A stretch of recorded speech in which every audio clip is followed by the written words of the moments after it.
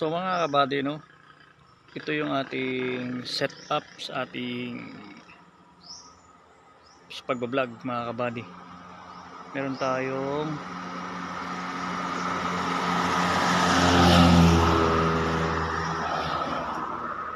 dalawang action camera.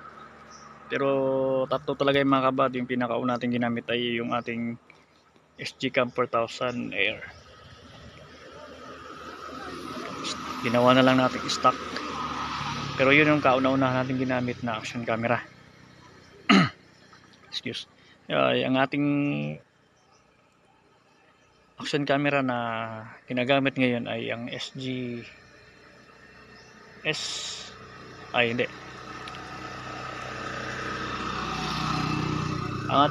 Ang ating ginagamit ngayon ay action camera sa ating pagbablog ay ang ating OSEC S60. Ito. Tsaka yung ating OSEC S9R.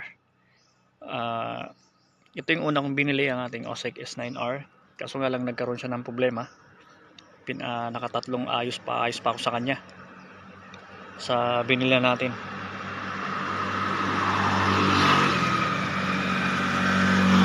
Pero mabait naman ang ating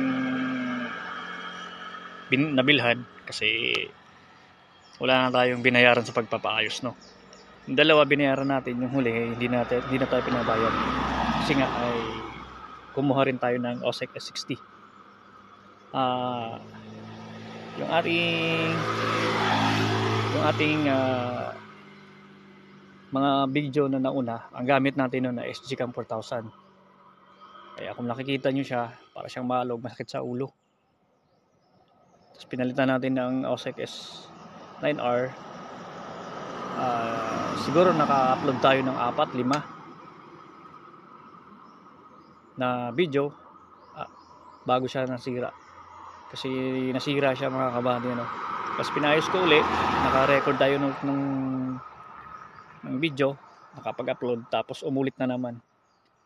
Kasi sa inis ko, bumili ako ulit ng bago, yung ating OSEC S60, yung nasa mount natin sa ating helmet.